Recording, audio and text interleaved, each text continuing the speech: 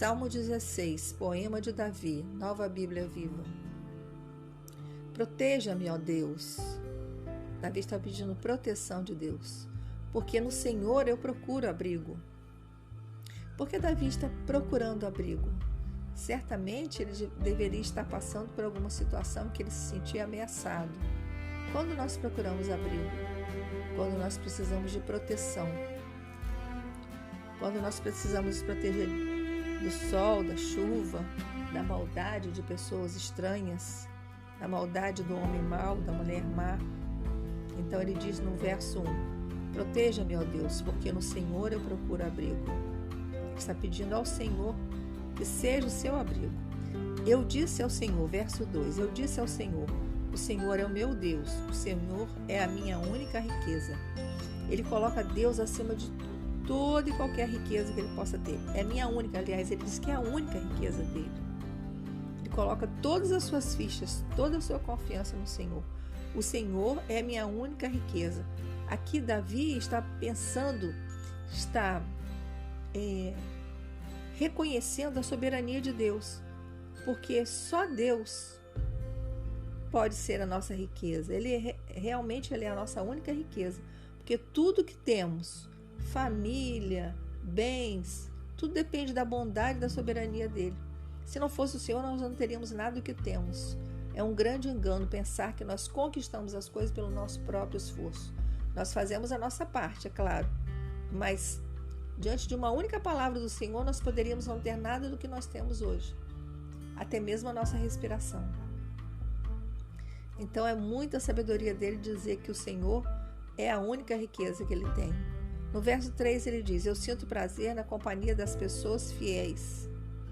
Elas sim são gente nobre e digna de respeito. E ele fala que essas pessoas fiéis aqui são pessoas que amam, que temem o Senhor, no sentido de respeitar o Senhor, de ter reverência diante do Senhor. Então ele sente prazer na companhia das pessoas fiéis, porque ele também é uma pessoa fiel ao Senhor, uma pessoa que procura seguir os mandamentos do Senhor, ter amizade com o Senhor, com Jesus. As pessoas, verso 4, as pessoas que preferem adorar outros deuses acabarão sofrendo duros castigos. Não desejo sequer mencionar os nomes desses deuses falsos, e muito menos oferecer sacrifício a eles, porque ele reconhece que Deus é o único Deus verdadeiro. E mesmo que ao seu lado, ao seu redor, existam pessoas servindo, adorando a outros deuses, ele não quer nem sequer mencionar o nome desses deuses. E muito menos oferecer sacrifícios a eles. Porque ele reconhece que Deus é o único Deus verdadeiro, o único digno de nosso louvor e da nossa adoração. No verso 5, o Senhor é a minha riqueza e o meu cálice de bênçãos. Ele é o alicerce que sustenta a minha vida. Alicerce que sustenta a minha vida. O que é um alicerce? É uma base segura. Quando uma casa é construída, primeiro é feito o seu alicerce. Se o seu alicerce não for um alicerce bem construído, fortalecido, ele jamais poderá sustentar uma casa. Então aqui Davi diz que Deus, o Senhor, é o alicerce que sustenta a vida dele. Porque se ele não colocar no Senhor a sua confiança e não entender que Deus é o seu alicerce, a vida dele não terá sustentação. Ele não terá uma vida segura, tranquila na presença do Senhor. Ele não será protegido como ele pede para ser protegido no verso 1. Ele, o Senhor, verso 6. Ele, o Senhor, providenciou para que o meu pedaço de terra fosse terra bonita, com riachos e campos. Tem uma bela herança. Em voz alta louvarei o Senhor, porque ele me aconselha. No meio da noite escura, ele ensina o meu coração.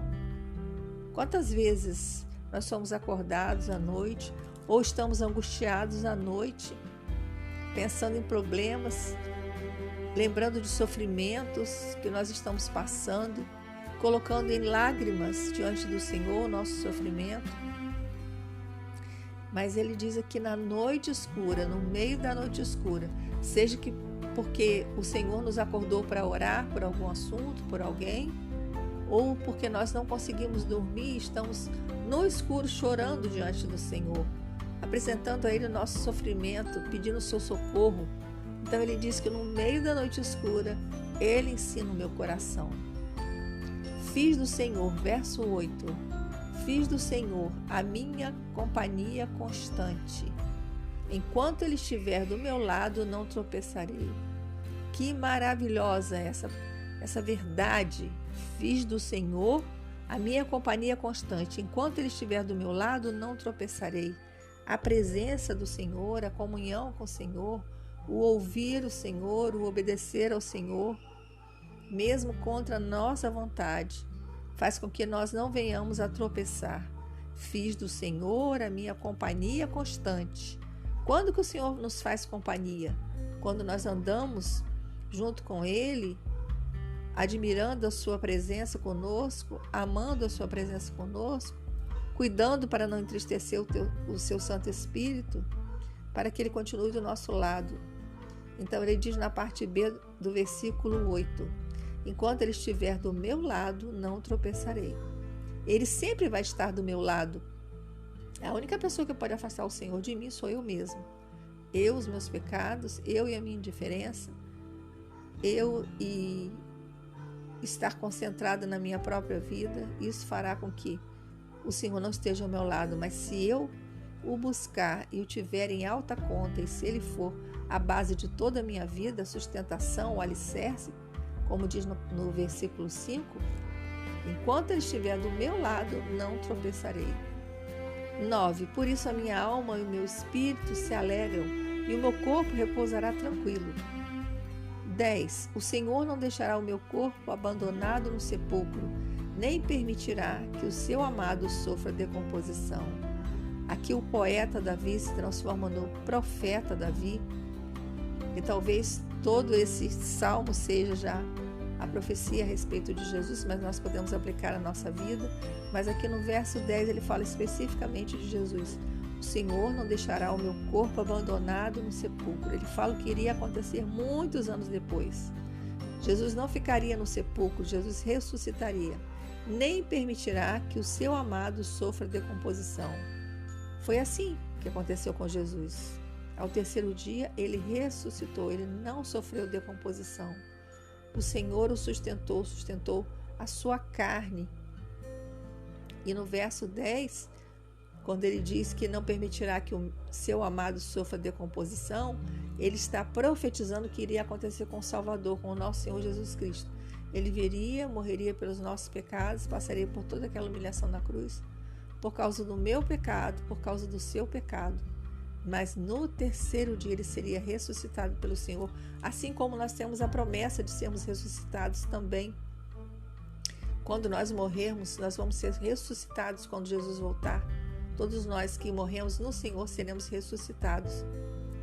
E aqui nosso corpo sofrerá decomposição, mas aqui Ele fala sobre o corpo do Senhor Jesus. Não permitirá que o seu amado sofra decomposição. Verso 11. O Senhor me mostrará os caminhos da vida. Junto do Senhor sempre há a mais profunda alegria. Ao seu lado, os prazeres da sua eterna presença. O Senhor me mostrará os caminhos da vida. O Senhor me dará sabedoria para viver cada dia. Junto do Senhor sempre há a mais profunda alegria. Ao seu lado estão os prazeres da sua eterna presença. Então, cultivar a presença de Jesus, sentir a presença de Jesus, ser guiado pela presença de Jesus, sentir o amor de Jesus, o amor de sermos filhos de Deus, não apenas servos, não apenas discípulos, não apenas amigos. Quando Jesus ressuscitou, Ele disse para Maria: vai e diga a meus irmãos e seus irmãos que eu estou indo para o meu Pai e vosso Pai.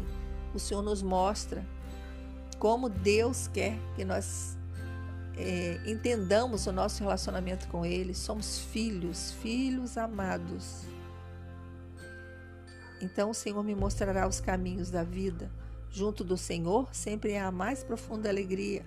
Ao seu lado estão os prazeres da sua eterna presença. Muito obrigada, meu Deus, por essa palavra.